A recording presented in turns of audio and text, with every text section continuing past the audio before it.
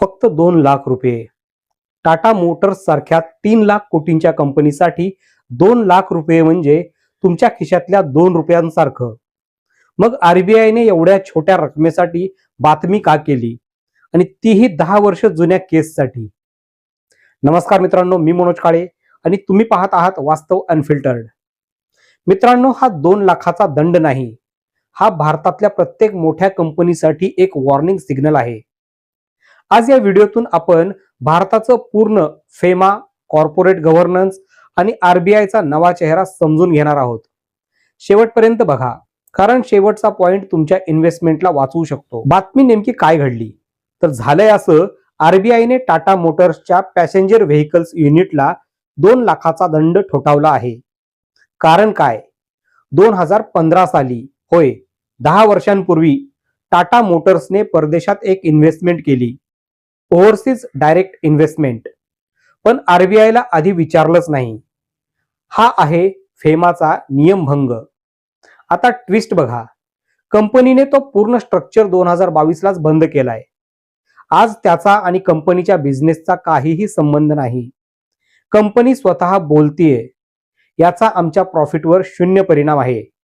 मग प्रश्न पडतो, संपलेल्या गोष्टीसाठी 10 वर्षांनी दंड कशासाठी आणि 2 लाख रुपयांचा एवढा गाजावाजा का होतोय? इथेच खरी गेम आहे। इथे मुद्दा पैशाचा नाही, मुद्दा आहे नियतचा आणि शिस्तीचा। विचार करा, देशातून डॉलर बाहेर जातोय, कोण विचारणार नाही का? उद्या प्रत्येक कंपनी म्हणाली आम्ही विसरलो परवानगी घ्यायला, तर देशाचं फॉरेक्स रिझर्व्ह राहील का?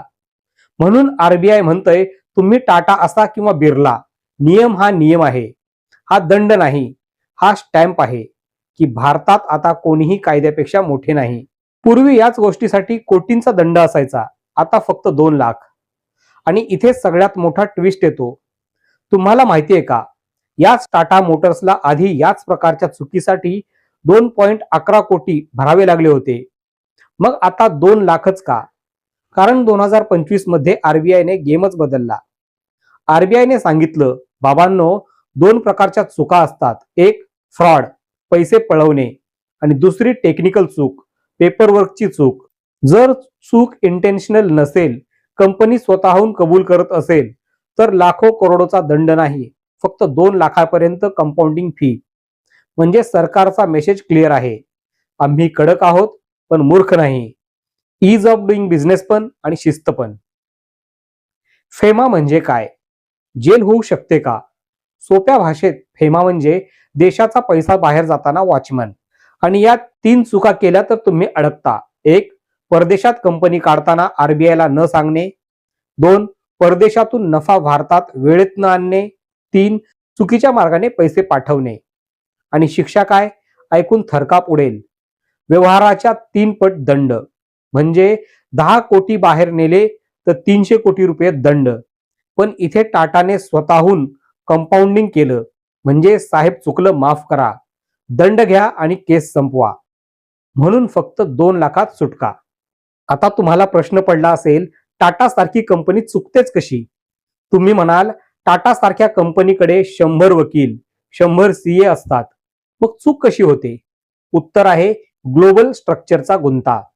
एका कंपनीखाली दुसरी, तिच्याखाली तिसरी, कधी कधी यूके मधल्या कंपनीने यूएस मध्ये काही केलं की भारतातल्या हेडक्वार्टरला काही कळतच नाही।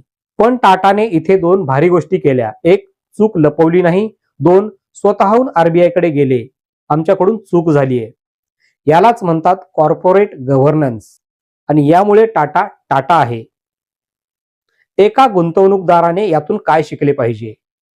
तुम्ही जर टाटा मोटर्सचे शेअर होल्डर असाल तर घाबरायचं का? अजिबात नाही। हा रेड फ्लॅग नाही, हा येलो सिग्नल आहे। यात शिकण्यासारखं काय आहे का? होय, 1, कंपनी ट्रान्सपरंट आहे, ही सगळ्यात मोठी पॉझिटिव्ह गोष्ट। 2, पण डोळे झाकून ट्रस्ट करू नका, नेहमी अॅन्युअल रिपोर्टमध्ये कॉन्टिजेंट लायबिलिटीज आणि फेमा केस वाचा।